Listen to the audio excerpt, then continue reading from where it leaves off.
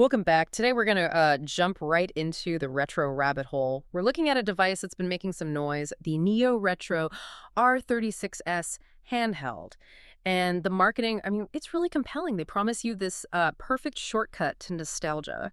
It's preloaded with 15,000 games. It has the 3.5-inch HD screen, and it runs ArkOS, which is, a big deal in the community. It is, yeah. And that's the hook, isn't it? On paper, it looks incredible. Yeah. But that's exactly why we're digging in. Our sources found that once you look past that shiny feature list, well, the details start to get a little fuzzy. So our mission here is really to unpack that. What happens when the claims look great, but the proof just isn't there? You need to know what you're actually buying. Okay, so let's start with the very first thing you'd see, the product page. Our sources flag the pictures and the sales tactics immediately.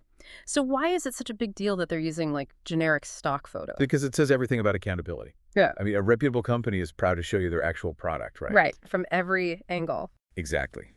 When a seller uses generic images they just pulled from the internet, it suggests one of two things. Either they don't have the thing in hand, or the real device doesn't look as good. And they pair that with some really high-pressure marketing. Oh yeah, all the classics, the countdown timers, the save 32% banners, that weird claim of 1,003 units sold today. I saw those strange bundle deals, too. Something like, buy two and save 50 cents. It doesn't feel like a real discount. It just feels like pressure. It's just noise designed to make you click buy before you think too hard. It's a common trick. Okay, so let's get into the more technical side. They claim this 3.5-inch HD screen and ArkOS. Now, ArkOS is fantastic. It's a huge plus for the community. It is, but its presence here is interesting.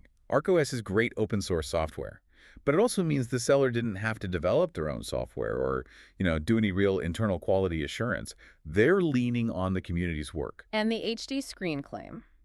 We all know that a high resolution doesn't mean much if the panel itself is, well, bad. Exactly. And our sources suggest that's what's happening. You're likely getting a very cheap panel with poor viewing angles and washed out colors.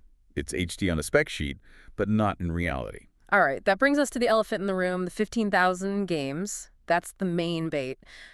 For a cheap device like this, is that even feasible? In a word, no. Not in any way that values quality. A number that big is a massive red flag for illegal ROM bundling.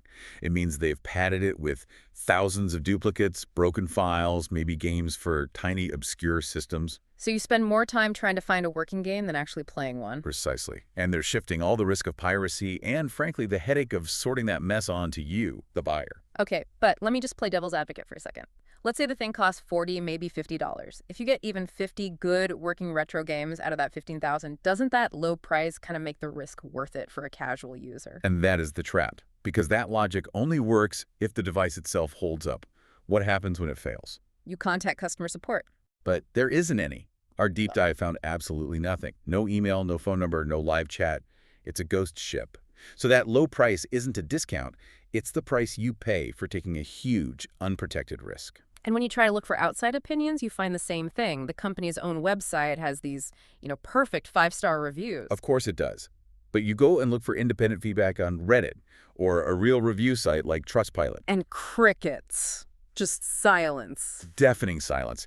And that lack of any real community chatter tells you everything you need to know. It confirms the whole thing is a curated, controlled little ecosystem, not an authentic product.